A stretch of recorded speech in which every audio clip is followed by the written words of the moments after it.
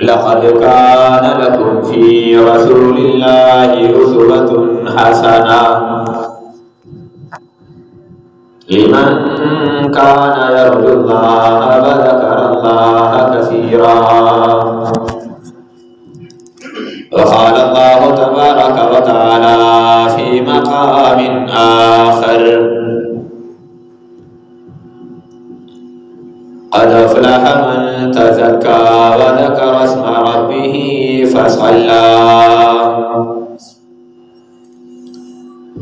وقال رسول الله صلى الله تعالى عليه وعلى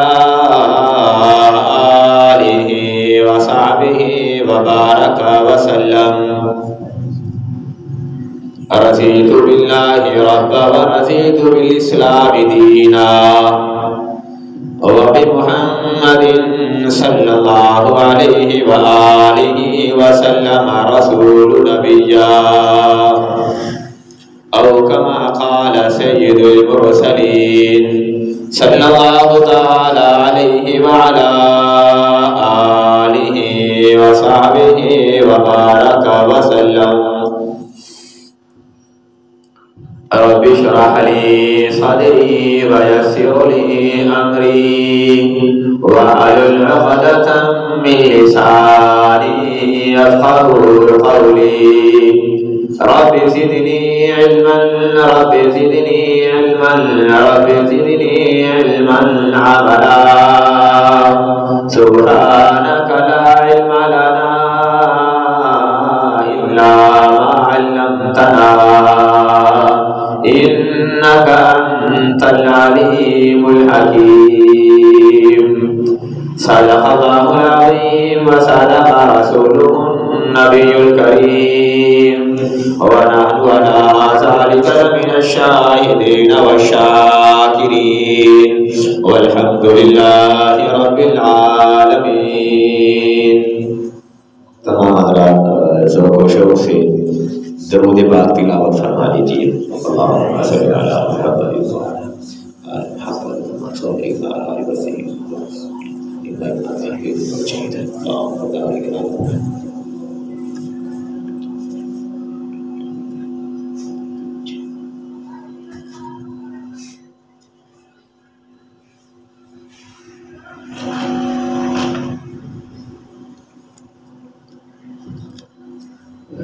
قابل عزت عظیم و تکریم واجب الاحترام بزرگوں اور دوستوں، میں نے آپ حضرات کے سامنے قرآن مجید کی جس آیت مقدسہ کو تلاوت کیا ہے، اس آیت میں اللہ تبارک و تعالی مالک لم یزل رب السماوات والارض ارشاد فرما رہے ہیں کہ اے کائنات کے لوگوں، میں نے اپنے نبی کو تمہارے لیے بہترین نمونہ بنا کر بھیجا ہے.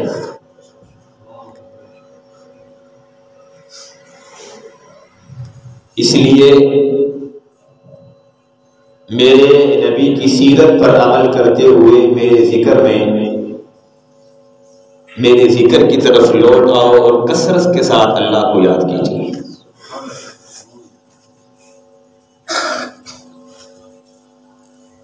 اگر انسان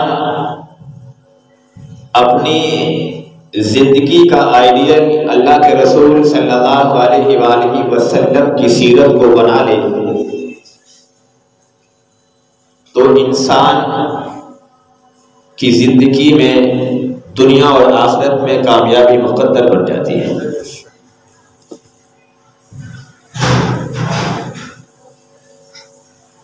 جب اللہ کریم نے امام الانبیاء سرکار عالم صلی اللہ علیہ وآلہ وسلم کو پیدا کر دیا اور پیدا کرنے کے بعد فرمایا کہ اب تمام ادیان کو منسوخ کر رہا ہوں، تمام نبیوں کی نبوتوں کو منسوخ کر رہا ہوں. آج کے بعد کسی نبی پر اور کسی رسول پر، کسی پیغمبر پر کوئی ایمان نہیں لائے گا صرف اور صرف محض جناب رسول اللہ صلی اللہ علیہ وسلم پر ایمان لائے۔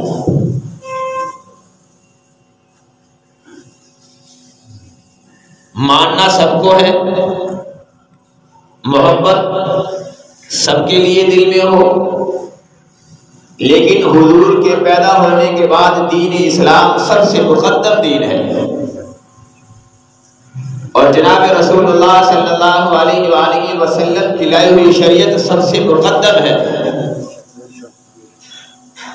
اس لیے اللہ تبارک و تعالی مالک لم یزل رب السماوات والارض ارشاد فرما رہے ہیں کہ اے دین اسلام والو، جس نے میرے نبی کا کلمہ پڑھ لیا، میری وحدانیت پر جو ایمان لے آیا، میرے رسول کی رسالت پر جو ایمان لے آیا، اب اسے چاہیے کہ وہ اپنی زندگی میں میرے نبی کا کردار، میرے نبی کی سیرت، میرے نبی کی صورت، میرے نبی کی سنت کو پیدا فرما لے تاکہ کامیابی اس کا مقدر بن جائے۔ میرے نبی کے کردار میں سے سب سے اعلیٰ کردار میرے نبی کا اخلاق ہے۔ ایسا اخلاق کا ملکہ اللہ کریم نے میرے محبوب کو عطا کیا کہ جن لوگوں نے میرے محبوب کی جسم اطہر پر پتھر برسائے، جن لوگوں نے میرے محبوب کے گلے میں رسیاں ڈال کر گلیوں میں کھینچا، جن لوگوں نے میرے محبوب کو گالیاں دی، میرے محبوب کو جادوگر، کاہن، ساحر کہا، وہ نبی اپنے اخلاق کے اس مرتبے میں فائز ہیں کہ یہاں صبح سے لے کر شام تک پتھر کھا رہے ہیں، اور شام کے ڈھلنے کے بعد رات کے تنہائی میں ان کے لیے دعا کے طلبگار ہیں، اے اللہ جی میری امت پہ رحم فرما دیجیے۔ حجت الوداع کا موقع تھا جب میرے محبوب نے آخری خطبہ ارشاد فرمایا تو تمام صحابہ کو مخاطب کر کے فرمایا کہ ممکن ہے کہ ان قریب میں دنیا سے چلا جاؤں، ممکن ہے کہ ان قریب میں دنیا سے چلا جاؤں، اس لیے آج تمہارا نبی تمہارے درمیان منبر پر بیٹھا ہے اور تم سے یہ کہنے لگا ہے اگر میری طرف سے کوئی اذیت ہو، میری طرف سے کسی کو کوئی تکلیف ہو گئی ہو، میری طرف سے کوئی پریشانی ہو گئی ہو، میں نے کسی کو پریشان کیا ہو، کوئی دقت ہوئی ہو، تو اللہ کریم کی رضا کے لیے جناب محبوب مصطفیٰ صلی اللہ علیہ وسلم کو معاف فرما دیجیے۔ سینکڑوں صحابہ مسجد نبوی میں تشریف فرما ہے، دونوں جہانوں کے سردار نے ہاتھ اٹھائے کہ اللہ کریم کی رضا کے لیے مجھے معاف فرما دیجیے۔ درمیان سے ایک صاحب کھڑے ہوئے اور میرے آقا نے فرمایا اگر کوئی اپنے دل سے معاف کر سکتا ہے تو ٹھیک ہے، اور اگر کوئی اذیت کا بدلہ لینا بھی چاہے تو میں بیٹھا ہوا ہوں، مجھ سے آ کر بدلہ لے گا۔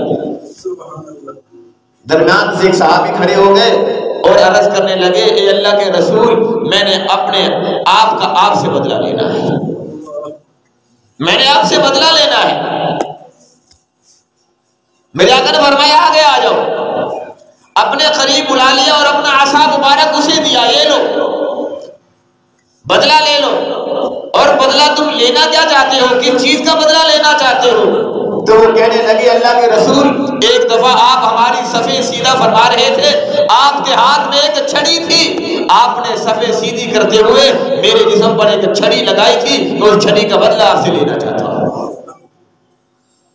میرے آقا علیہ الصلوۃ والسلام نے اپنے عصا مبارک کو پکڑایا اور فرمایا یہ لو اپنا مجھ سے بدلہ لے لو۔ اس نے کہا ایسے نہیں لوں گا، ایسے نہیں لوں گا۔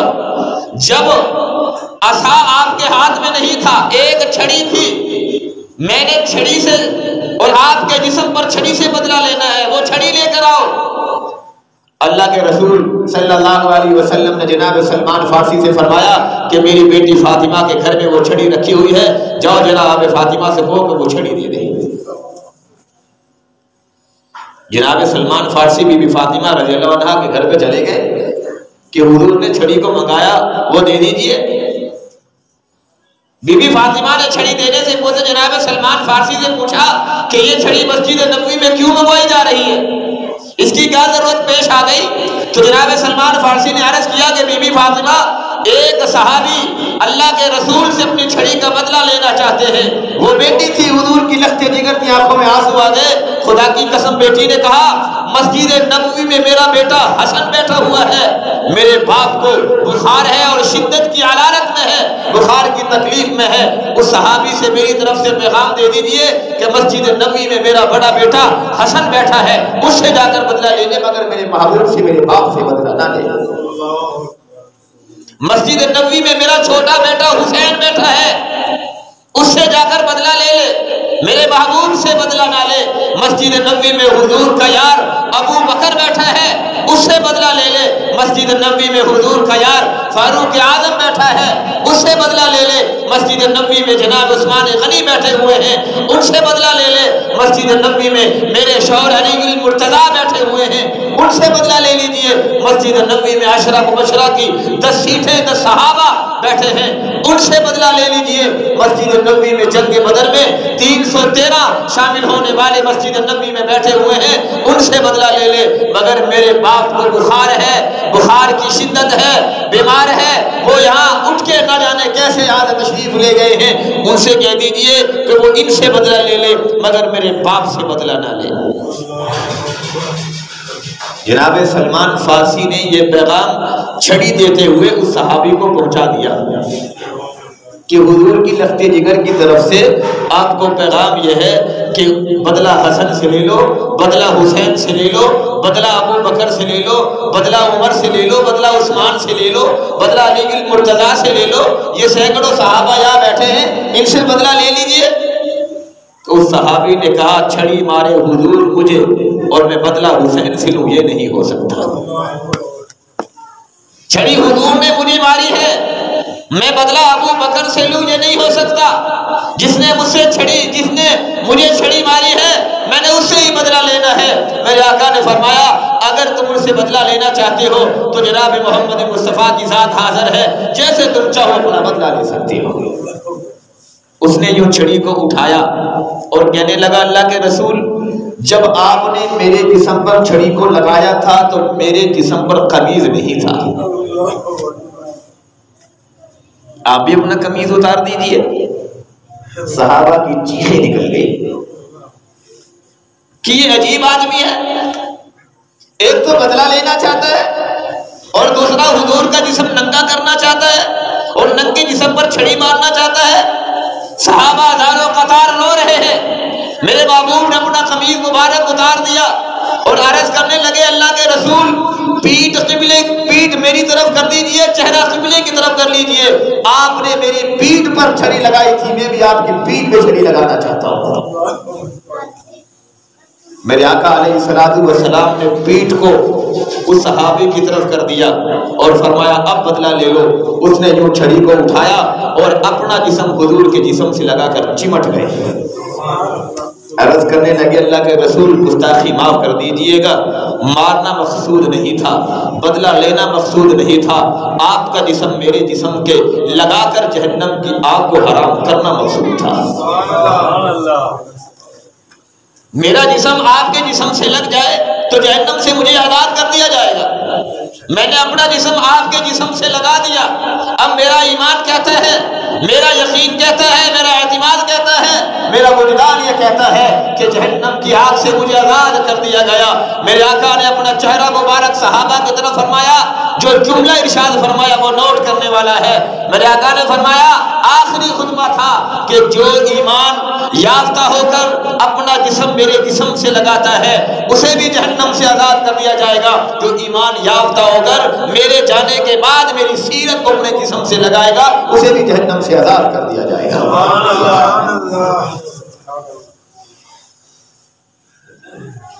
جہنم سے آزادی حضور کی سیرت میں ہے. نماز پڑھنا حضور کی سیرت ہے. او بولو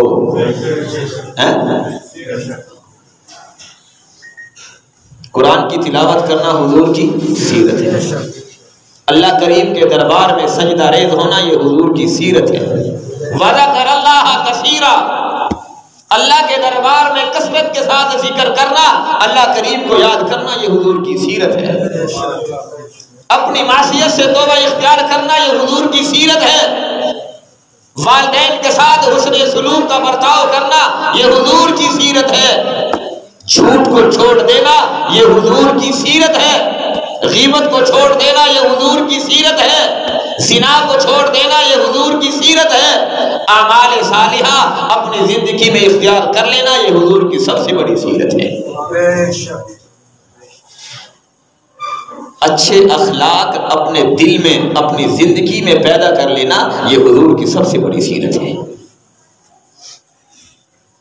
حضور کی 63 سالہ زندگی میں کوئی حدیث ایسی نہیں ملتی کہ حضور نے تھپڑ کا بدلہ تھپڑ سے لیا ہو،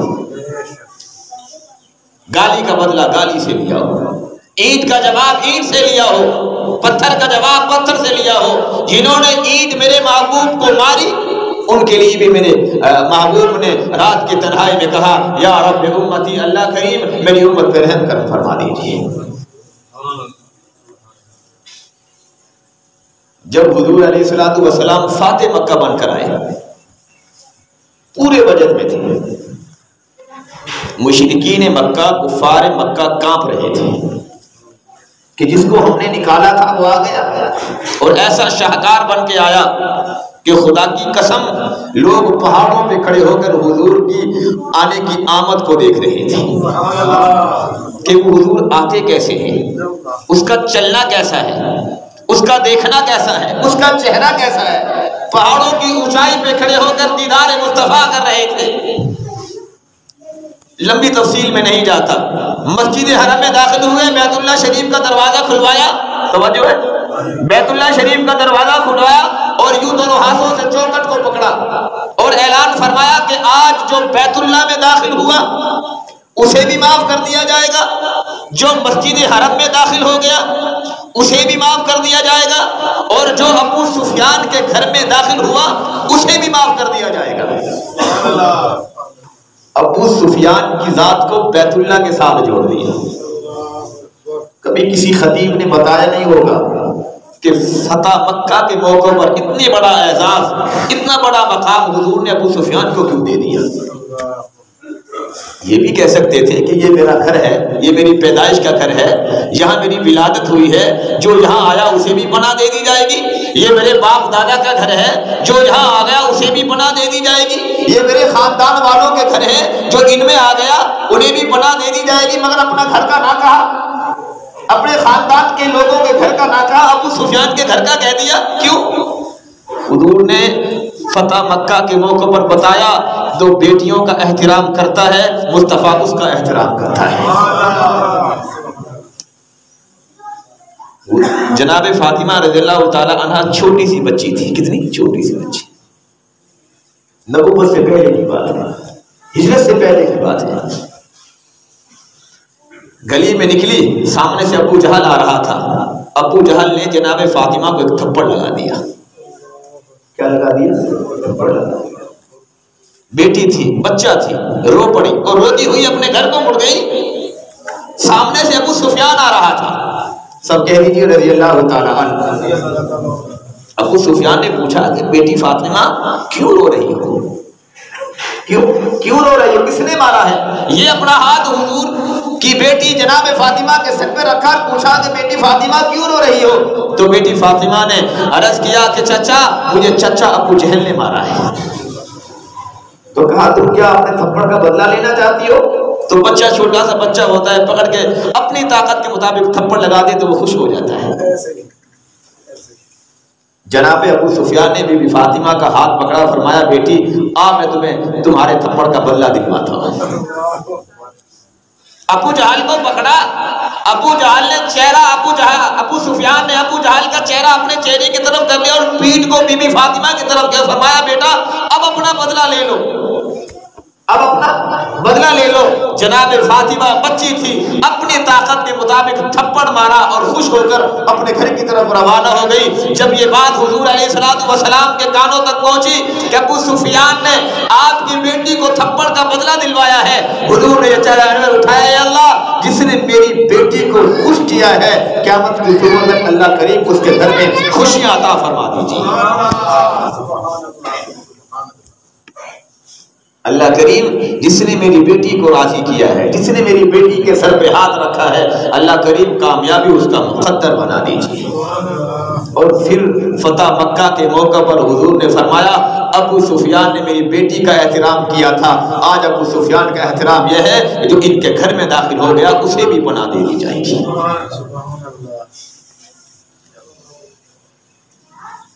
زید بن وسنہ توریت زبور انجیل کا ایک عالم تھا، یہودی تھا، اس دوران وہ داخل ہوا اور حضور کا گریبان پکڑ لیا۔ توجہ ہے، حضور کا گریبان پکڑ لیا۔ ایک روایت میں ہے کہ جب حضور مکہ کو فتح کرنے کے لیے آئے تو 10,000 صحابہ تھے، ایک روایت میں 10 لاکھ صحابہ تھے، لیکن مشہور روایت 10,000 صحابہ کی ہے۔ ابو بکر بھی ساتھ ہے، عمر بھی ساتھ ہے، عثمان بھی ساتھ تھا، علی بھی ساتھ تھا، امیر معاویہ بھی ساتھ تھا۔ جب حضور کا گریبان پکڑا تو جناب عمر نے نیام سے تلوار کو نکال کر اس یہودی کا سر قلم کرنا چاہا کہ یا رسول اللہ، اس شخص نے آپ کا گریبان پکڑ لیا، اسے خوف نہ آیا کہ 10,000 غلام آپ کے ساتھ ہیں؟ میرے آقا نے فرمایا اس سے نہ پوچھو، مجھ سے پوچھو اس نے میرا گریبان کیوں پکڑا ہے۔ اس کا سر قلم کر دیا تو یہ جہنم میں چلا جائے گا، اسے مار دیا تو یہ جہنم میں چلا جائے گا۔ یا رسول اللہ، سب کہہ دیجیے صلی اللہ علیہ وسلم، یہ آپ کا گریبان کیوں پکڑا؟ میرے آقا نے فرمایا میں نے اس سے قرضہ لیا تھا، ابھی وعدہ نہیں آیا، لیکن یہ وعدے سے پہلے مجھ سے قرضہ مانگ رہا ہے، اس قرضے کے لیے اس نے میرا گریبان پکڑا ہے، کوئی بات نہیں، میں وعدے سے پہلے اس کا قرضہ اتار دوں گا، مگر تم لوگوں نے اس کا سر قلم نہیں کرنا۔ اس نے یوں تورات کو اٹھایا اور کہنے لگا اللہ کے رسول، میں توریت، زبور، انجیل 3 کتابوں کا عالم ہوں، خدا کی قسم میری کتابیں بتاتی ہیں جو نبی آخر الزماں ہوگا لوگ اسے گالیاں دیں گے، لوگ اس کا گریبان پکڑیں گے، مگر بدلے میں وہ دعا دیتا ہوا نظر آئے گا۔ یہ صفت آپ کے اندر پائی جاتی ہے، مجھے یقین ہو گیا کہ اب آخری نبی ہے، کلمہ پڑھا اور ایمان قبول کر لیا۔ ہم نعرہ لگاتے ہیں غلامی رسول میں موت بھی قبول ہے، یہ کیسی غلامی ہے؟ غلامی رسول میں حضور کی سیرت میں نماز پڑھنا قبول نہیں مگر موت قبول ہے۔ کہتے ہیں نا غلام ہے، غلام ہے، او بولو غلامی رسول میں موت بھی قبول، کہتے کہ نہیں کہتے؟ کہ نہیں؟ ڈرو نہیں، یہاں کوئی بم دھماکہ ہونے والا نہیں ہے، اگر حضور کی غلامی میں موت آ جائے تو خدا کی قسم اس موت کا مقابلہ زمین و آسمان کا وجود بھی نہیں کر سکتا۔ اللہ کے دربار میں حضور کی محبت کے علاوہ کوئی محبت نہیں ہے۔ انبیاء بھی قیامت کے دن حضور کے سامنے یوں ہاتھ جوڑ کے کھڑے ہو جائیں گے کہ محبوبہ اپنے رب سے کہہ دیجئے کہ حساب و کتاب کا آغاز کر دیں۔ ہماری اتنی طاقت نہیں ہے کہ رب کے دربار میں یوں نظر اٹھا کے اللہ سے کہہ سکے اللہ حساب و کتاب شروع کر دیجئے، یہ مقام تو اللہ نے آپ کو دیا ہے۔ ہم نے نعرہ لگایا کہ غلامی رسول میں موت بھی قبول ہے، غلامی رسول میں نماز پڑھنا قبول نہیں، موت قبول ہے۔ غلامی رسول میں قرآن کی تلاوت کرنا قبول نہیں، موت قبول ہے۔ غلامی رسول میں بڑوں کے ساتھ ادب سے پیش آنا قبول نہیں، موت قبول ہے۔ غلامی رسول میں جھوٹ چھوڑنا قبول نہیں ہے، موت قبول ہے۔ غلامی رسول میں زنا چھوڑنا قبول نہیں، موت قبول ہے۔ غلامی رسول میں اپنی معصیت سے توبہ اختیار کرنا قبول نہیں ہے، موت قبول ہے۔ ارے بھائی، جو ایمان گھر سے مسجد تک لے کے نہیں آتا وہ ایمان قبر میں اللہ کے عذاب سے ہم لوگوں کو کیسے بچا سکتا ہے؟ جو غلامی ہمیں اللہ کریم کے در میں لے کے نہیں آ رہی، ہم نے زبانی کلامی تحریر نعرہ لگایا غلامی رسول میں موت بھی قبول ہے، خدا کی قسم غلامی رسول میں اللہ کریم کی محبت میں مسجد میں آ کر سجدہ ریز ہونے والے تو بن جائیں. اگر ایک سجدہ بھی رب کے دربار میں قبول ہو گیا تو دنیا بھی اچھی ہو گئی، آخرت بھی اچھی ہو جائے گی. اور جو غلام ہوتے ہیں وہ اللہ کے دربار میں اللہ کی رحمت میں ڈھانپے ہوئے ہوتے ہیں. اگر بندہ یہ کہے نا کہ میں تے بڑی نیکیاں کرنا ہے، میں تے بڑی نیکیاں کرنا ہے، اللہ پاک نے میرا انصاف یہ کر دینا، مینوں بخش دینا، اگر انصاف پہ رب آیا تو پھر بخشش کسی کی نہیں ہوگی. اگر اللہ نے ترازو کا پلڑا انصاف پہ پکڑ لیا تو پھر بخشش کسی کی نہیں ہوگی، پھر سارے کے سارے ایک قطار میں لگ جائیں گے. اگر اللہ کریم کی رحمت ہو گئی تو پھر سارے کے سارے جنت میں چلے جائیں گے. وہ مشہور حدیث ہے کہ ایک صاحب 500 سال کی عبادت اللہ کے دربار میں لے کر گیا تھا. میرے آقا نے فرمایا جب اس کا موازنہ کیا گیا تو اللہ نے فرمایا رہنے دو اس کو، رہنے دو، اس کے اعمال نہ تولو، اس کے گناہ نہ تولو، جانے دو اس کو جنت میں. اسے مان تھا 5000 سال کی عبادت پر. اللہ کریم کے دربار میں ڈٹ گیا اور کہنے لگا اللہ میں 500 سال تک ریاضتیں کرتا رہا، سجدہ ریز ہوتا رہا، اللہ کی صدائیں لگاتا رہا، استغفر اللہ کے نعرے لگاتے رہا، اور آپ نے ایک لمحے میں کہہ دیا کہ جاؤ میں نے معاف کر دیا. یہ تو بتا میرے نیک اعمال کا وزن کتنا ہے، ان کا مقام کتنا ہے، میری برائیاں کتنی ہیں. میرے رب نے فرمایا اچھا ایک فرشتے کو بلایا، فرمایا اس کا بازو پکڑ اور جہنم کے قریب سے گھما کے لے کر آ. بازو پکڑا، جہنم کے قریب پہنچا، آگ کے شعلوں کی تپش آ رہی تھی، پیاس کی شدت محسوس ہونے لگی. کہنے لگا مجھے پانی ملے گا، توجہ مجھے پانی ملے گا. اس فرشتے نے کہا پانی تو ملے گا مگر ایک پانی کے گلاس کی قیمت 500 سال کی عبادت ہے. پانی دے دیتا ہوں، یہ 500 سال کی عبادت مجھے دے دیجئے. اب وہ اس قدر پیاس کی شدت میں تھا، اس نے کہا عبادت لے لو مگر پانی دے دو.